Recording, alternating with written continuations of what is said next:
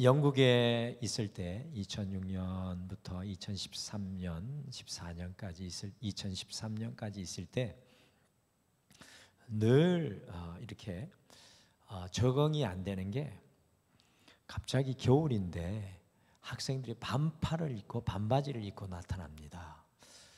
아유, 쟤들은 정신이 있나. 근데 겨울이 반팔을 입고 반바지를 입어도 안 추울 때가 있습니다. 근데 여름에 또 갑자기 친구들이 파카를 입고 나타나요. 두꺼운 카프. 근데 여름에도 파카를 입어야 될 정도로 추운 날이 있어요. 그래서 영국은 살다 보니까 사계절이 좀 모호하다라는 그런 생각을 했습니다. 근데 우리나라는 지금 이제 봄이 왔잖아요. 너무 봄이 와서 하나님의 역사하심, 새로운 일들이 막 일어나고 있는데 안타까운 건 하나님의 계절과 하나님의 변화가 임하고 있는데 우리가 그것을 못 볼 때가 참 많이 있다는 겁니다. 여러분과 저의 눈이 늘 열려서 하나님의 일하심을 볼 수 있는 믿음의 사람 되시기를 간절히 축복합니다. 그래서 우리 앞뒤 좌우분들에게 하나님의 일하심을 봅시다 라고 우리 같이 축복하며 인사하겠습니다. 같이 인사하시죠. 하나님의 일하심을 봅시다. 아멘. 시절을 따라 내 인생의 건조한 이 가뭄의 때에, 내 인생의 풍요로울 때에, 내 인생에 비가 내리고 어두울 때 우리는 그곳에서 절망하고 좌절하는 것이 아니라 하나님의 역사하심을 볼 수 있는 믿음의 눈이 필요한 줄 믿습니다. 오늘 이 예배를 통해 우리가 그와 같이 깊어졌으면 좋겠습니다. 중세 시대인 1380년에서 1471년까지 네덜란드의 암스테르담 근교에 약 92년의 생을 살았던 수도사가 한 사람이 있었는데요. 그 사람은 화면에 보시는 토마스 아킨피스라는 분이었습니다. 토마스 아킨피스는 이 수도사로 그의 일평생 동안 이분은 한 가지 인생의 신앙의 모토가 있었는데 바로 그것은 그리스도를 본받는 삶을 살기를 부단히도 애쓴 분이 토마스 아킨피스였습니다. 그래서 이분이요 어느 날 수도원 부원장이 되었을 때 이 수도원에 막 들어와 가지고 갓 경건 생활을 시작한 신입 수도사를 가르치기 위해 책을 한 권을 저술을 했는데 그 책 제목이 앞에 화면에 보이시는 The Imitation of Christ, 그리스도를 본받아라는 그런 책입니다.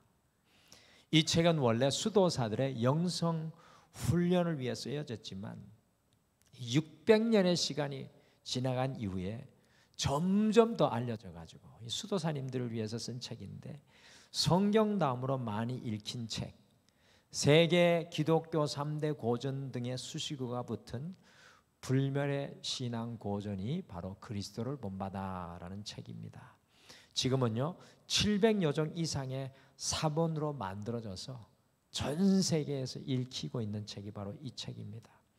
이 책이 1427년에 쓰여져서 약 600년 이상의 시간이 지났어도 여전히 사람들의 손에서 떠나지 않는 이유는요, 이 그리스도를 본받는 삶, 그리스도를 닮아가는 삶이 지금도 그리스도인의 삶의 핵심이 되기 때문에 그렇습니다. 이 감리교와 우리 교단이 나사렛 성결교회인데 나사렛 성결교회의 시조인 요한 웨슬리는 그리스도를 본받아라는 이 책, 토마스 아킨피스의 책을 읽고 감동을 하여서 18세기 영국의 영적인 종교개혁을 일으키면서 진정한 그리스도인은 종교인이 아니라 진실로 그리스도를 닮은 온전히 성결한 성도라고 선언을 하였습니다. 우리 교회가 서 있는 나사렛 성결교회는 앞에 화면에 보이는 것과 같이 우리 신앙의 모토가 바로 To make Christ-like disciples in the nation 이라는 다음 슬라이드에 보시면 곧 열방의 그리스도를 닮은 제자 세우기, 열방의 그리스도를 닮은 제자 세우기라는 영적인 모토로 우리 나사렛 성결교회는 전 세계 165개국에서 그리스도를 닮은 온전히 성결한 제자들을 세우는 교회로 헌신하기를 소원하고 있습니다. 우리 교회도 우리 교회의 궁극적인 목표는 그리스도를 닮는 것입니다. 우리 그리스도인의 궁극적인 신앙의 목표는 바로 그리스도를 닮는 것입니다. 신앙의 연수가 오래된 분들이 계시죠. 근데 우리의 신앙의 변화가 없을 때가 있습니다. 교회에서 많은 봉사를 하는데 정작 우리의 신앙은 능력을 드러내지 못하는 경우가 있습니다. 우리가 기도는 많이 하는 것 같고 하나님의 말씀은 많이 접하고 있는 것 같은데 신앙으로 승리하는 삶을 살지 못하는 그런 성도들이 참 많이 있습니다. 우리 한국교회의 가장 큰 문제가 이 문제가 아닐까요? 열심히 주님 앞에 서 있는 것 같은데 우리는 능력 없음을 고백할 수밖에 없습니다. 왜 이런 문제가 일어나는 것입니까? 그것은 바로 그리스도를 닮은 제자의 자리까지, 그리스도를 닮는 그 자리까지 우리가 나아가지 못했기 때문에 진실로 주님의 능력을 우리의 삶의 현장에서 맛보지 못하는 것입니다. 그래서 우리가 어떤 시간을 보내고 계십니까? 지금 어떤 시간을 보내고 계십니까? 사순절의 시간을 여러분과 제가 보내고 있는데 오늘 이 저녁에는 제목이 사순절의 소원, 그리스도를 닮은 제자 되기라는 제목입니다. 사순절의 소원, 그리스도를 닮은 제자 되기라는 이 제목이 우리가 부활절까지 여러분과 제가 가슴에 좀 품으셨으면 좋겠습니다. 그리스도를 닮은 제자가 되기 위해 우리 주님의 십자가 앞에 더 가까이 걸어가셔서 결국에는 주님과 함께 부활하는 영적인 은혜를 맛보았으면 좋겠습니다. 오늘 우리의 삶의 현장에서 토마스 아켄피스와 같이, 요한 웨슬리와 같이 그리스도를 닮은 제자로 우리가 어떻게 걸어갈 수 있겠습니까? 오늘 이 저녁에 우리의 마음속에 세 가지를 같이 좀 품었으면 좋겠습니다. 먼저 그리스도를 닮은 제자는, 같이 읽어보실까요? 같이 읽겠습니다. 시작. 그리스도를 닮은 제자는 그리스도에게 속한 자가 되어야 합니다. 그리스도에게 속한 자. 요한복음 10장 27절 28절 다시 한번 읽어볼까요? 아까 읽었던 말씀 요한복음 10장 27절 28절 같이 읽겠습니다. 시작. 내 양 내 음성을 들으며 나는 그들을 알며 그들은 나를 따르느니라. 내가 그들에게 영생을 주노니 영원히 멸망하지 아니할 것이요 또 그들을 내 손에서 빼앗을 자가 없느니라. 아멘. 요한복음 10장 27절에서 28절은요, 예수님께서 당신의 소유가 된 양이 어떠한 특성을 가지고 있는지 설명하는 말씀입니다. 우리가 그리스도를 닮은 제자가 되는 것은 그리스도의 양이 되어서 목자 되신 예수님의 음성을 들으며 그 목자 되신 주님을 알아 예수님을 따르면 주님의 양된 우리를 어느 누구의 손에서도 빼앗아갈 자가 없다라고 말씀합니다. 그러니까 그리스도의 제자가 된다는 건 우리의 인생의 소유권이 달라지는 겁니다. 우리의 인생의 브랜드가 달라지는 겁니다. 여러분과 저는 여러분의 이름의 브랜드로 지금까지 걸어오시지 않으셨습니까? 주님의 제자가 되면 그리스도의 이름을 가지고 그리스도의 브랜드화되는 것입니다. 그리스도에게 속한 자가 되는 것입니다. 원래 크리스천, 이 그리스도인이라는 이름은 신약 성경에 몇 번 나올까요? 우리가 그리스도인 하는데 신약 성경에 몇 번 정도 나올까요? 많이 나올까요? 성경에 많이 안 나옵니다. 몇 번? 딱 3번 나옵니다. 3번. 첫 번째는 사도행전 11장 26절, 사도행전 26장 28절, 베드로전서 4장 16절 3번만 나오는데 제일 먼저 그리스도인이라는 이름이 쓰여진 곳이 어디라고요? 선교의 전초기지 어디였습니까? 초대교회 본부가 어디였습니까? 예루살렘 교회 선교의 전초기지가 어디였습니까?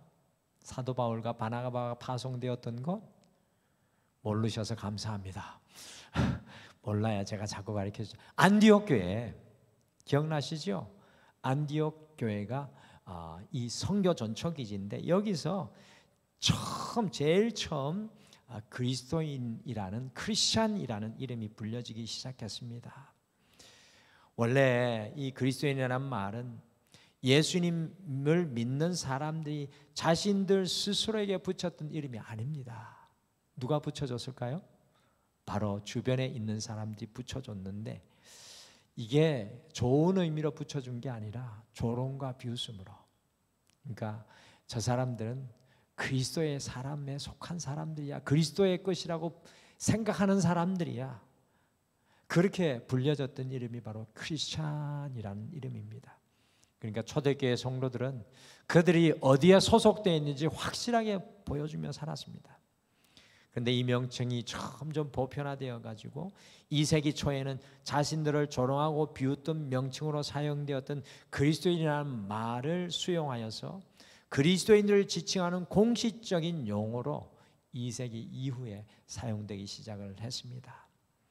여러분들 안디옥 교회 성도들은 많은 사람들이 이방인이었지만요, 그들이 예수 그리스도를 닮기 위해서 자신들의 세상의 성공과 세상의 재물과 명예와 권세, 쾌락을 쫓지 않고 오직 그리스도인, 그리스도의 사람으로 그리스도에 속한 사람의 삶을 살아갔다는 겁니다.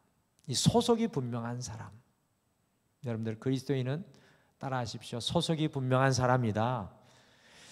우리 가만 보면 우리는 소속이 좀 애매합니다. 여러분들 군대에서 소속이 진짜 중요하거든요. 남자는 군대 이야기하다가 군대에서 축구한 이야기하면 그 모임이 끝나간다고 하잖아요. 근데 소속이 분명해야 돼요. 크리스찬은 소속이 분명해야 돼요. 여러분들 오늘 이 자리에 서서 예배 드리는데 우리를 좀 돌아봤으면 좋겠습니다. 사순절을 보내고 있는데 여러분과 저의 소속은 어디입니까? 내가 내 인생의 브랜드로 내 이름을 걸고 살아가고 있지는 않습니까? 정말 여러분과 제가 그리스도에 속한 인생을 살아가고 있습니까? 내 인생이 정말 그리스도의 것입니까? 한국교회 초기 시대에도요, 그리스도인은 예수쟁이 또는 예수꾼이라고 불렸습니다. 이것은 하대하고 천시하는 의미를 담고 있지만 그럼에도 불구하고 분명히 예수님께 속한 사람들의 정체성을 분명히 보여주는 명칭이었습니다. 과연 오늘을 살아가는 우리 신앙인들은 세상 사람들이 볼 때 그리스도에게 속한 사람으로 우리를 구별하여 불러줄 수 있겠습니까?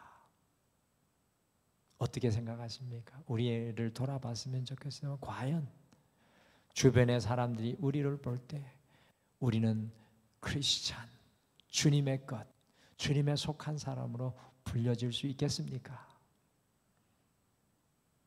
오늘 이 저녁에 이 사순절의 예배를 드리면서 여러분과 제가 다시 한 번 더 결단하기를 소원합니다. 주님, 내 인생이 그리스도의 것이 되게 하여 주시옵소서. 내 것으로 붙잡고 살아가면 내 힘과 내 능력이지만 주님 것이 되면 하나님의 능력이 드러나는 역사의 현장이 될 줄 믿습니다. 우리 가정이 그리스도의 것이 되면 우리 가정이 주님의 역사를 드러내는 현장이 될 줄 믿습니다. 저는 오늘 이 저녁에 이 사순절을 보내면서 그런 결단이 있기를 소원합니다. 주님 내 것이 아니라, 주님 내 인생이 아니라, 주님 내 미래가 아니라, 주님 내 자녀가 아니라 그리스도의 것이 되게 하여 주시옵소서. 내 직장과 내 사업도 그리스도의 것이 되게 하여 주시옵소서. 여러분들 사순절에 우리가 그리스도를 닮은 제자가 되기 위해서 주님의 것으로 여러분의 인생을 올려드릴 수 있는 여러분과 제가 되시기를 간절히 축복합니다. 주님의 십자가 앞에 인생의 소유권을 주님께 올려드리십시오. 그 사람이 누구라고요? 그리스도를 닮은 제자가 되는 줄 믿습니다. 오늘 말씀해 보니까 두 번째로 그리스도를 닮은 제자는 그리스도의 형상을 닮아야 합니다. 이 그리스도의 형상을 닮아야 합니다. 너무나 중요한데 내 인생의 소유권이 주님께 있는 것도 중요하지만 한 발자국 더 나가서 그리스도의 이미지, 그리스도의 형상이 내 안에 드러나야 합니다. 그리스도를 닮는 제자가 된다는 의미는 그리스도의 성품과 형상을 닮아가는 것을 뜻합니다. 그리스도인들에게는 그리스도의 성품과 인격의 열매가 맺혀져야 합니다. 그런데 이게 너무 중요하지 않나요? 여러분의 삶을 가만히 돌아보십시오. 그리스도의 향기가 드러나고 있습니까? 주님 때문에 내 인생에 맺혀지는 열매가 있으십니까? 저만 바라보니까 무서워요. 옆에 분 한번 쳐다보세요. 열매가 있는지 한번 쳐다봐 주세요. 부부끼리 앉아서 에이 고개를 돌리고 때가 많은데 정말 중요한 질문입니다. 같이 마태복음 11장 29절 같이 읽으시겠습니다. 29절 같이 읽겠습니다. 시작. 나는 마음이 온유하고 겸손하니 나의 멍에를 메고 내게 배우라. 그리하면 너희 마음이 쉼을 얻으리니. 지난주에 우리 김병준 목사님이 목놓아 이 말씀을 지난주인가 어쨌든 저도 앉아서 외치는 말씀을 드렸습니다. 예수님의 온유함과 그 겸손함을 닮아야 합니다. 예전에 온유함을 전하면서 말씀드렸듯이 온유하면 말의 고삐가 주인에게 맡겨진 상태입니다. 온유함은 이제 세상에서 말하잖아요. 이렇게 모난 구석이 없고 좀 사람이 거칠게 대해도 다 받아주는, 성경의 의미는 그런 의미가 아닙니다. 온유함은 뭐라고요? 내 인생의 고삐가 주님께 맡겨진 것. 주님께서 내 인생의 고삐를 쥐고 있는 것이 온유함입니다. 완전히 다른 의미죠. 곧 주님이 다스리는 인생이 온유한 인생입니다. 나의 거침이 드러나는 것이 아니라, 나의 날카로운 가시가 드러나는 것이 아니라 주님께서 내 인생의 고삐를 잡고 있기 때문에 주님이 원하시는 길로 걸어가는 삶. 겸손은 사람들 앞에 표면적으로 낮아지는 것이 아니라 주님을 경외함으로 내 인생의 주인이 주님 되시고 나는 주님의 청지기에 서는 것이 진정한 겸손입니다. 겸손이 좀 낮아지고 좀 인사하고 겸양의 말을 하는 것이 성경에 그것이 겸손이 합니다. 성경은 주님을 경외함으로 내 인생의 주인이 주님 되시는 것. 그래서 말도 달라지고 행동도 달라지는 거죠. 어떤 성도님께서 언젠가 고 김동길 교수님의 천국에서의 쇼핑이라는 글을 저에게 보내주셔서 참 그거 읽고 감동을 많이 받았습니다. 김동길 교수님은 천국에서의 쇼핑에서 성령의 열매에 대해서 다음과 같이 고백했습니다. 봄이 오는 길목에 필요한 것들이 많고 해서 쇼핑을 하러 나섰어요. 우선 사랑이 절실해서 천국 백화점 1층 진열대에 놓여있는 사랑을 카트에 딱 실었죠. 기쁘고 평화롭게 이웃들과 사는 것이 너무나 중요해서 저쪽 코너에 있는 평화도 실었습니다. 때로는 참지 못할 일도 있을 것 같아 차곡차곡 쌓여있는 오래 참음도 제 카트에 하나 올려놓았어요. 자비를 베풀 일도 있을 것 같고 착하고 충성되게 살아야 할 것 같아 자비와 양성과 충성도 충분하게 제 카트에 담았습니다. 부드러우면서 강하게 사는 것이 중요할 것 같아 온유도 담았습니다. 온유까지 싣고 나오는데 아무래도 욕심이 많아 마지막으로 절제도 한 묶음 실었죠. 이제는 세상에서 얼마든지 행복하고 넉넉하게 만족하면서 살 수 있을 것 같았습니다. 계산대로 가서 너무 많이 사서 비싸겠다는 걱정을 하면서 계산하는 천사에게 물었습니다. 얼마지요? 우리 살림하는 분들 제일 가슴 떨리는 말, 얼마 카트에 잔뜩 실었는데 얼마가 나올까? 우리 강진아 집사님 애들 먹이느라 애쓰시죠. 잔뜩 실으면 얼마가 나올지, 그죠? 얼마이죠? 라고 물었는데 천사는 이 모두가 공짜라고 라고 했습니다. 아니, 이 귀한 모든 것이 다 공짜라고요? 천사가 웃으며 대답을 했습니다. 이미 하나님께서 다 지불하셨거든요. 그렇습니다. 그리스도의 형상을 닮아가는 것은 하나님께서 여러분과 저에게 주신 선물인 줄 믿습니다. 많은 성도님들이 이 땅에서 신앙생활하면서 이 성령의 열매, 그리스도를 닮은 주님 닮은 성품을 이루어내지 못하고 주님 앞에 설 때가 많습니다. 이 선물이 누려져야, 이 선물이 내 인생 속에 드러나고 열매로 맺어져야 이것이 능력이고 권능이고 힘이 되는 것입니다. 그리스도를 닮는 제자는 바로 그리스도의 형상을 닮아서 주님의 향기를 드러내며 사는 사람입니다. 사도 바울은 갈라디아서 6장 1절에서 내 몸에 예수의 흔적을 지니고 있노라고 고백했습니다. 저는 여러분과 저에게 예수 그리스도의 흔적이 우리 몸에 있게 되기를 간절히 축복합니다. 온유함으로 정말 주님이 곱비 잡은 인생으로 살아가려다가 주님 따르는 그 흔적, 나는 사랑할 수 없지만 사랑하려다가 내 마음에 남긴 아픔 사랑의 흔적, 인내할 수 없지만 인내하고 절제하고, 나는 충성할 수 없지만 충성하고, 그 예수님의 흔적이 여러분과 저에게 남을 때 우리 하나님께서 마지막 때에 사랑하는 내 딸아 내 아들아, 우리가 주님의 소유된 백성이 될 줄 믿습니다. 그래서 정말 여러분들 이 사순절을 지나가면서 여러분과 제 소원이 예수 그리스도를 닮은 형상이 우리에게 드러나게 되기를 간절히 축복합니다. 그래서 목장에서 뭐를 자랑해야 되겠습니까? 목장 모일 때마다 어제 복권 10만 원짜리 당첨됐다 뭐 이런 이야기 하면 안 되고, 어제 슈퍼마켓 갔는데 공무원 선물이 당첨됐다 이게 아니라 내 안에 지난주에 사랑의 열매가 맺혀졌어요. 여러분들 그런 자랑이 우리 등말의 목장들마다 전해지기를 바랍니다.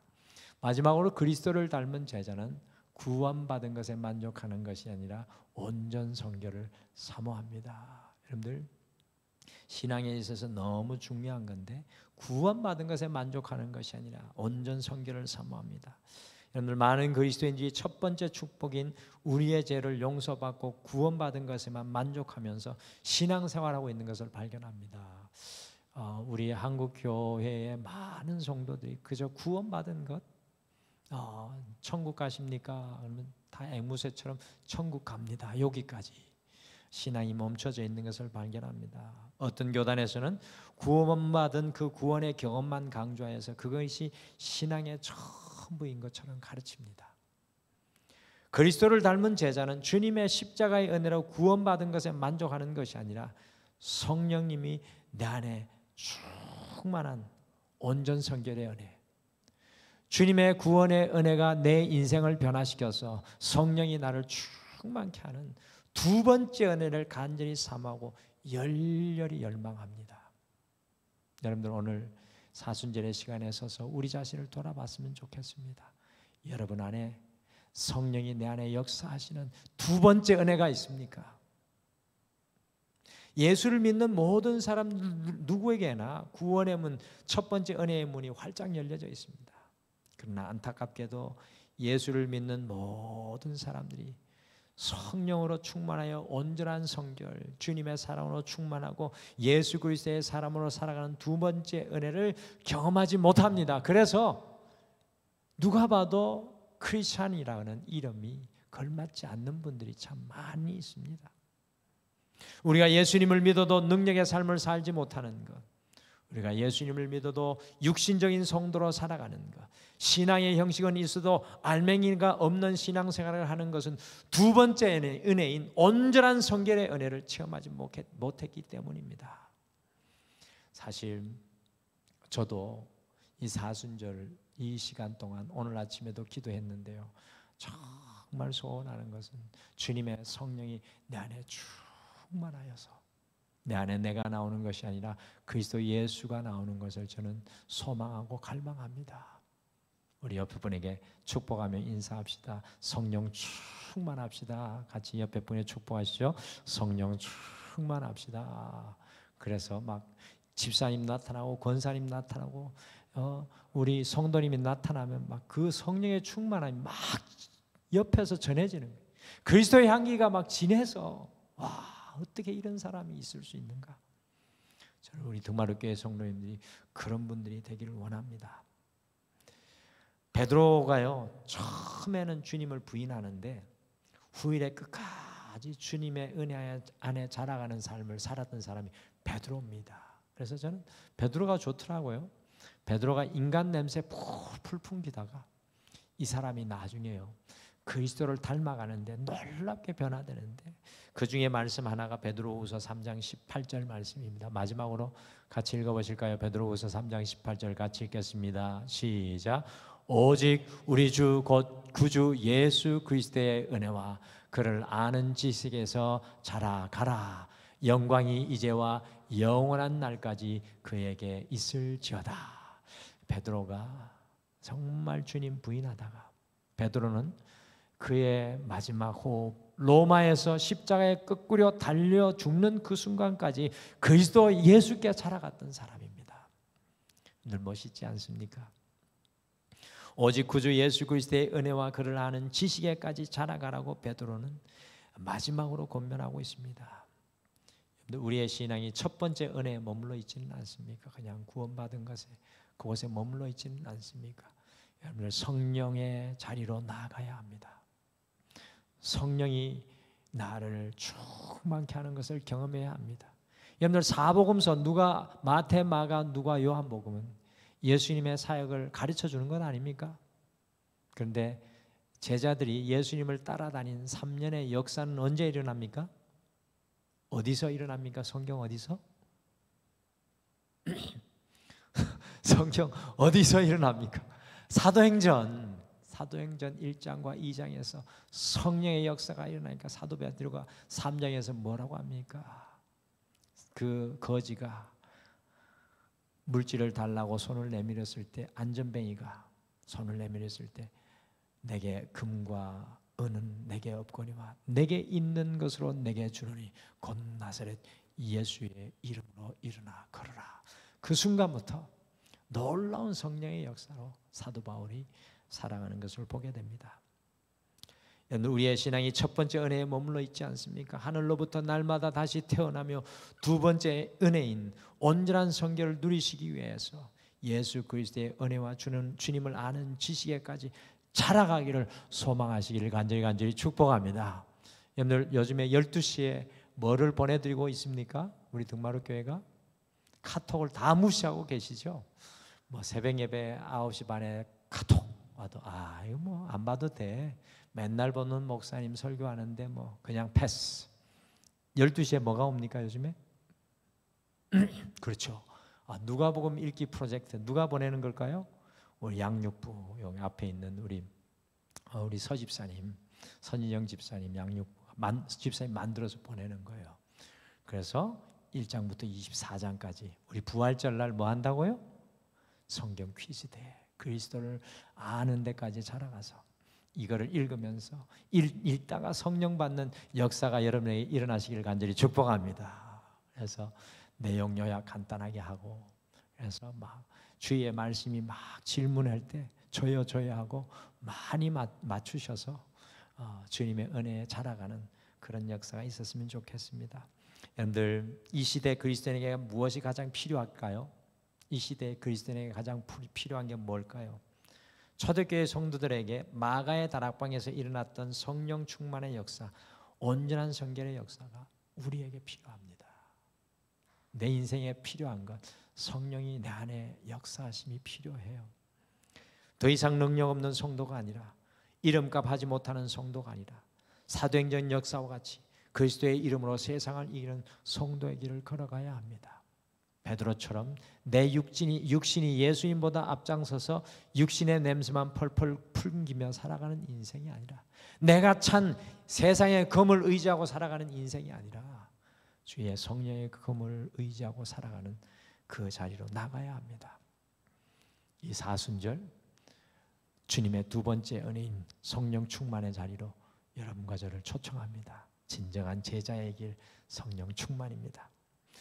어떻게 보면 이 시대의 그리스도인에게 가장 중요한 말씀이 바로 그리스도를 닮은 제자가 되기를 열망하는 것입니다. 저는 이거를 사순절의 소원이라고 좀 부르고 싶습니다. 2025년의 사순절의 소원, 그리스도를 닮은 제자 되기.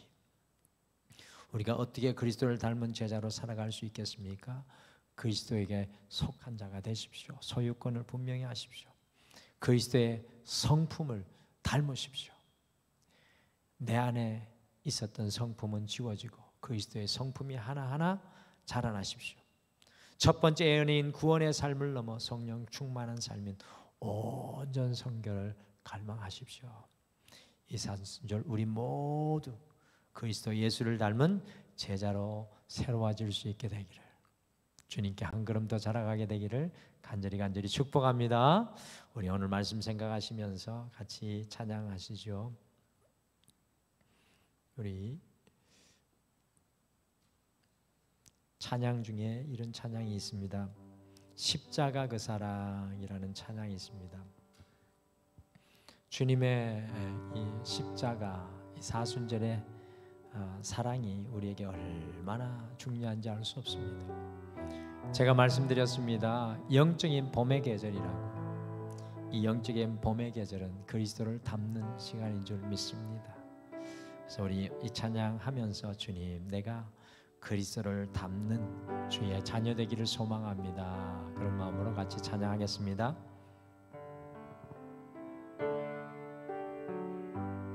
십자가 그 사랑 멀리 떠나서 무너진 나의 삶 속에 잊혀진 주의 돌 같은 내 마음, 돌 같은 내 마음 어루만지사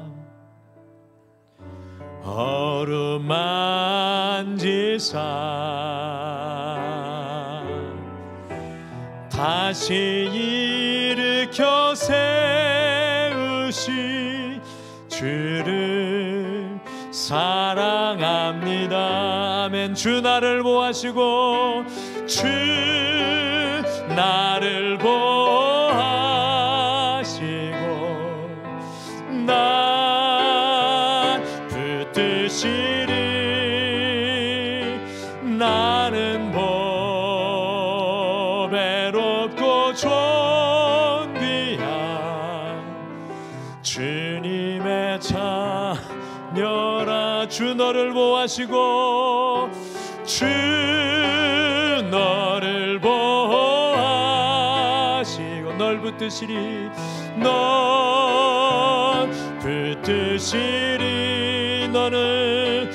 너는 보배롭고 존귀한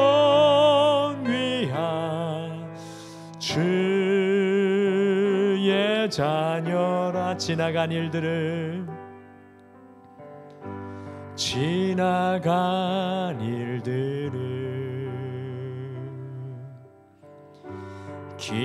기억하지 않고 이전에 행한 모든 일 생각지 않으리. 사막의 강물과 길을 내시는 주, 길을 내시는 주, 내 안에 새일 행하시, 내 안에 새일 행하시 주만 바라보리라. 아멘. 주 나를 보하시고 주 나를 보하시고 난 붙드시리. 나는 보배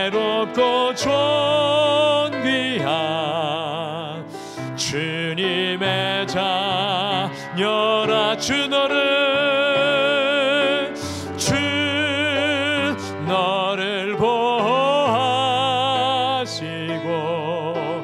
널 붙드시리 너는 배롭고 존귀한 주의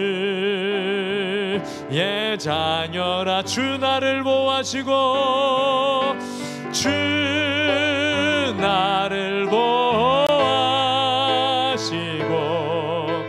난 붙드시리 나는 배롭고 존귀한 주님의 자녀라 주 너를 보호하시고 주 너를 보호하시고 널 붙드시리 너는 배롭고 존귀한 주의 자녀라. 우리 시간 잠깐 고백하며 기도하실까요? 주님, 이 사순절의 시간 내 인생이 이 봄에 꽃이 피어나고 있는 것처럼 그리스도를 닮는 은혜의 꽃이 내 삶의 현장에 피어나게 도와주시옵소서.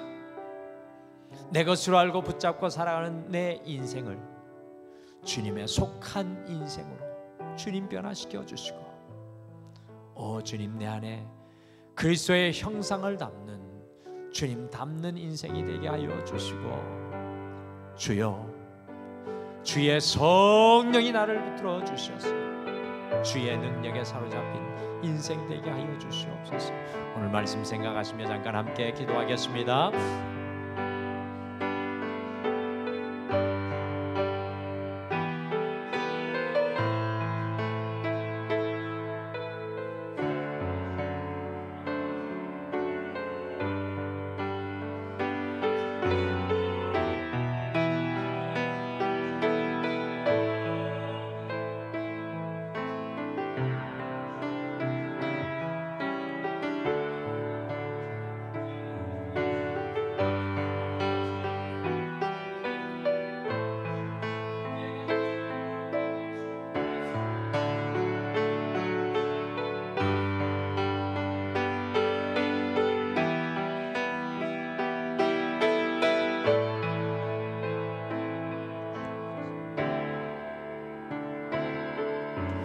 주 너를 보호하시고 주 너를 보호하시고